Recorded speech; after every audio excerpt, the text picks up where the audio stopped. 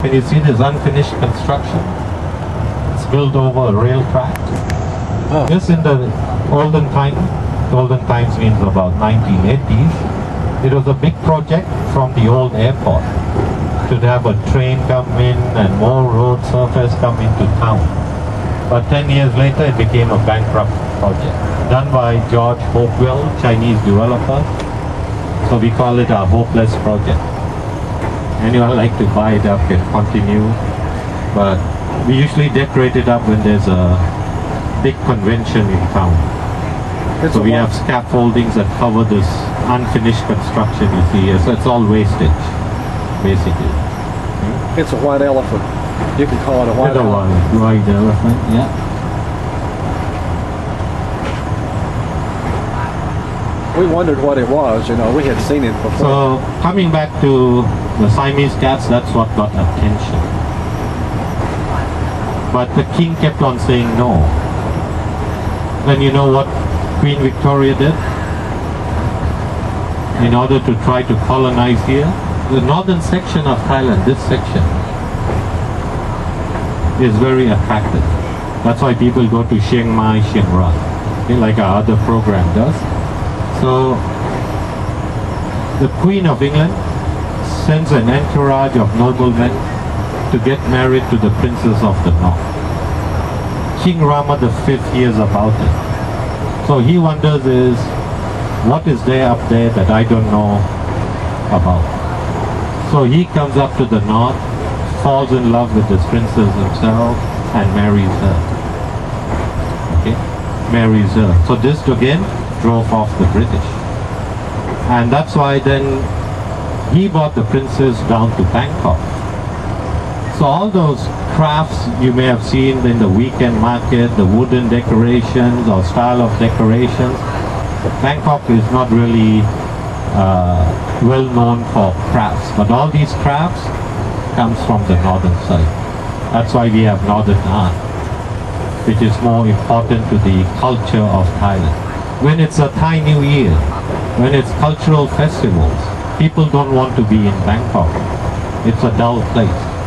They actually go up to Chiang Mai. Like coming Thai New Year, okay, April, people will flock up there. It's celebrated in a more elaborate style. So even in our own country, we have different cultures that draws this attention. Okay? That draws the attention. So some of the dance features you saw in the show last night is adaptation more from the north. Okay? More from the north. So Thailand being in a very strategic location. Okay? So why the name Thailand is because the tribe of people that is actually living here is Thai. T-A-I. Where do these Thai people come from? China. If you go to Yunnan area, that's this section, you will see a tribe of people there still called Thai. So when the Khans in the 13th century were trying to unite China, make it one big China, these smaller tribes got pressed down south. What was the best navigation techniques those days? Follow the stars, the river. So they follow the Mekong River, one of our longest rivers. 12th longest in the world, 6th longest in Asia, which starts from Tibet, which is now part of China. So people follow the river and started coming along. So if you go into Laos, there are Thai tribes of people there. If you go into Cambodia, there are Thai tribes of people there. You go into Vietnam, there are Thai people there also, Thai tribes. Okay, Thai tribes. So the ones that came onto Thailand crossed the border around here. Of course, those days these borders were unclear and came down here. They were met with the Mons of Ayutthaya. Anyone read today's newspaper? Do I have the newspaper today? This is today's newspaper, and I'll just read you the caption of why these ladies are dancing out here. Women throw flowers during the 64th annual Mon Heritage Day celebration yesterday on one of the districts in Bangkok. Ethnic Mon from around the country take part in this event, usually held in January and February to remember their forefathers. Where do these Mon people come from? The Mon people come from Burma. Dark skin, some in fact very Indian looking. So they are the Mons. And they met up with the tribe that came down here and started pressing the inhabitants that were around here down south. Who were the inhabitants around here? Cambodia, Khmer. So Khmer civilization, very big once upon a time. So the effect of the construction on some of the ruins we will see is Cambodia. Okay, I'm just trying to give you a little historical idea. This is an old airport that we're just passing on your right, used for chartered planes and so on. This old section. It's the only airport in the world that has a golf course on the side. It's the Army golf course. So the pilot has to dodge all the golf balls that come up to the window. So there's really a golf course next to the runway. Okay? So it's a very unique airport, but we had to give it up for the new one. Still used by the Air Force and chartered flights. Okay? So the Mons and Khmers came and pressed this population. That's why our capitals started from Sukhothai.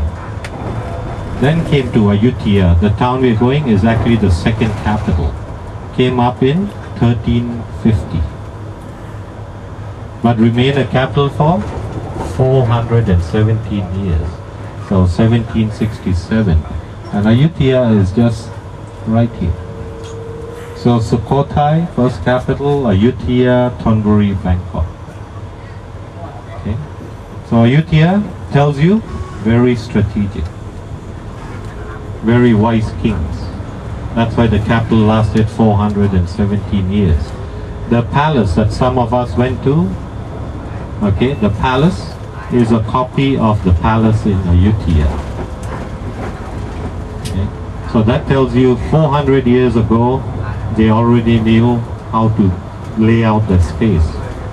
Kings in the 18th century still copy the same layout.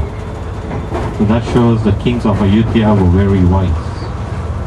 Okay. Today we can't see much of the palace because it's all ruins. Nothing has been rebuilt of the palace. So I'll try to show you what it was like. But that's the kings of Ayutthaya. Ayutthaya period. Okay. You're talking about the Suez Canal in Egypt that has a problem with all the boats going there, how much of income it draws. It is noted the king of Ayutthaya in the 15th century already thought of something like the Suez Canal down south of Thailand. There's a point, if you actually cut across the Thai area, it's known as the Kra Isthmus. It's just about 21 kilometers long, that's roughly about 16 miles. And we would have had a nice canal out here. So ships wouldn't have had to go down south. Talking about going down south, you're talking of 1,200 miles of sea travel. Okay? But it was a blessing in disguise. Because the Japanese ship that went to war also had to go down this canal. The most heaviest pirated area in the world? Any idea? Nowadays you hear about Somalia. Okay, being the pirated Gulf of Iraq. But before that, the Malacca Straits, which is right down here. So all those ships that passes through here, so even the Japanese warship faced these pirates as well. They were attacked this area. So up to last year, this was the most heaviest pirated area in the world, I would say for nearly a century. So if the king had cut the canal across there, the development down south wouldn't have been much and ships could just cut across here from east to west. But the kings of Ayutthaya thought about it. But up to this day, I don't understand why we still haven't done it. But a modern day translation is politicians from the city of Singapore You know Singapore? Small, tiny state, 4 million people, all the money in the world. They pay our politicians not to talk about this canal. Why? 667 ships a day pass through Singapore. All the trading that goes on passes through there. So if the ships didn't have to go there, okay, they would have no value at all. But this is, nobody knows. Every time a politician brings up this topic, 1 week later, he quietens down and there's no more talk about it. So 1997, when we had a financial problem, unemployment high, the same question came up, is it time to make a canal? And the Chinese came in and says, don't worry, I give you the money to make it. But still never done for this area. Especially in modern day sense because of all the communist countries that have come around here. That's why the American base had to be here. Not only the Vietnam War, but the spread of the Cold War in those days. And then of course, Vietnam attacks into Cambodia, telling them we're going to liberalize you from Pol Pot, if you know the history, for some that are going there, 75 to 79, okay? When Pol Pot like really killed all his native people, 2 million of them, created that 0 year, okay? Start everything new, but became a tyrant. So the Vietnam had an excuse to come and liberalize them. Coming in to liberalize them, set the fear for communism to come into Thailand. So the first thing my parents would say, we will not buy land here, we can turn communist anytime. So people were more scared about investing. Then one of our prime ministers then came up and we set our location as gateway to Indochina. Because these countries weren't internationally accepted before. But you could come through Thailand, change all your flights and go to there. And that's what you're doing. Some of you are flying to Siem Reap, some of you are going to Phuket. All these effects came because of the far-sightedness of one of our prime ministers. Now these countries have developed international standards, more accepted when they use the word democratic. But if you go to Vietnam, okay, where a lot of American investment is now, in order to think about the war and so on, it's still a one political party system. That's still the same communist party. Okay, so there's no difference in the way of governing. Same thing with Cambodia, Laos. They still govern in a communist way, though they changed the name to be democratic.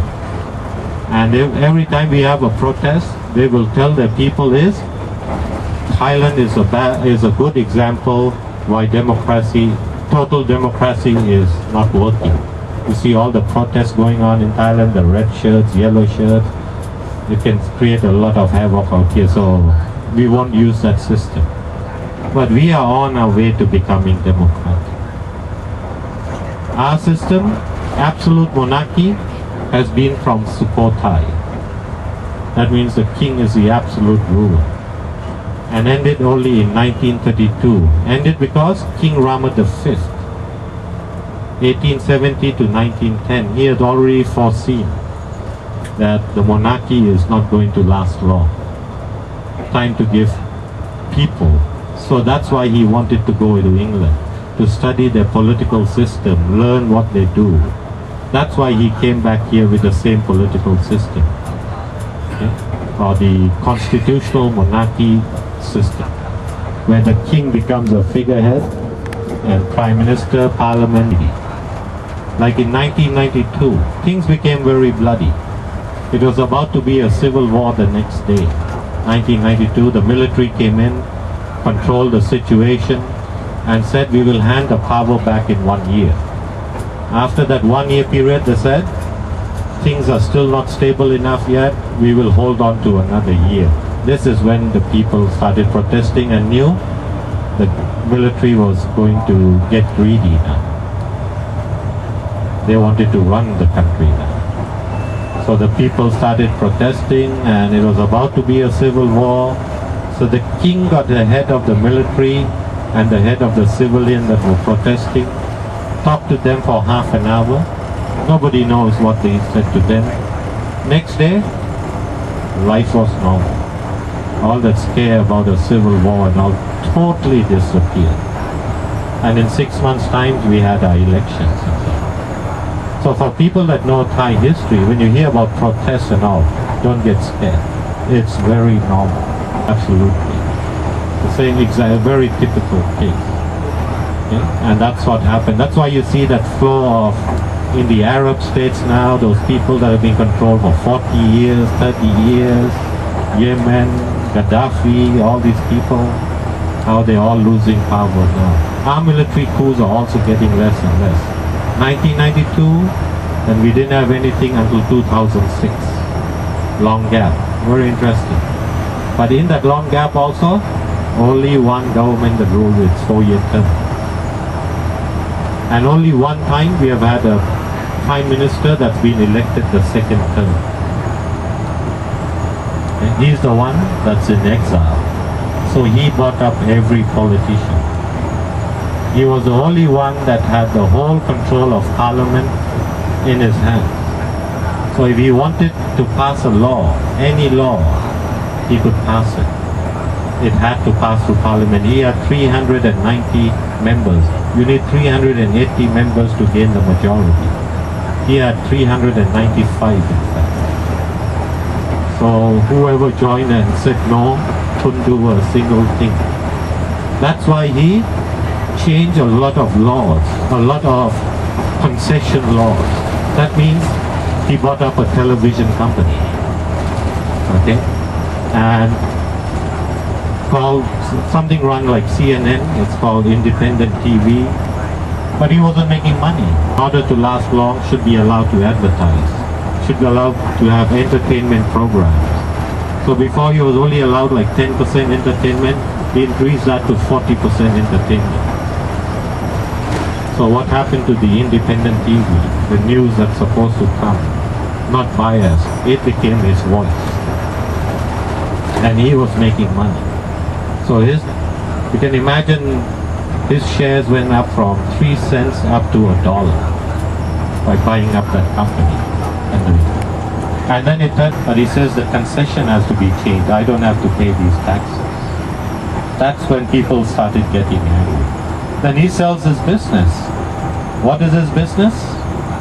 Communication. He's got 5 satellites up in the sky. So, mobile phone business. It's all his. So he became very rich, and he sold that when he put a limit on how much foreigners can do communication business in Thailand. Foreigners cannot have more than 25% control in the communication business. Because 75% control is still his. And when he was going to show the world, I'm going to open it up, I'm going to give up my communication business, he sells his communication business to government of Singapore. So they are the ones that have the right to our satellites now. So the military gets angry. What about the service of the state, duty to the state? You control the satellite system. And he sold all his business for $2 billion.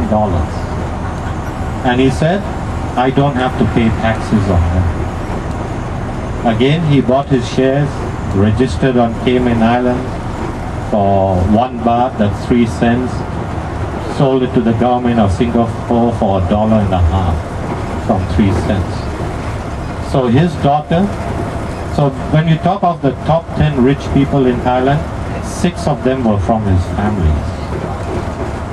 That's why Forbes magazine, when they have the rich people's list out and all, they don't like to talk about rich people from Thailand. It's all through corruption. But right now, some of our richest people, I think you will know very well.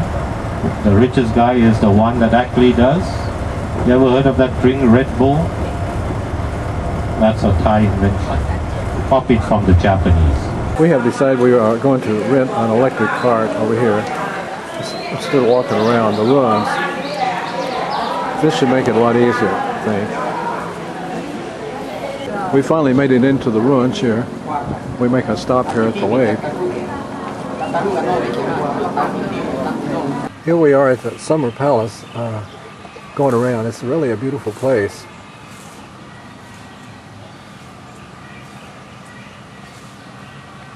It looks like Steven's been making a photograph here. Some people on the trip. The town. Yes. Where we stop for lunch, okay, is a point, like I said, which has a very good buffet. So how many plan to have lunch? Let's see, okay. The lunch there, they only have buffet, okay? If you order a la carte and all, it's going to create a lot of slowness. That's why it's easy when we're doing our free time.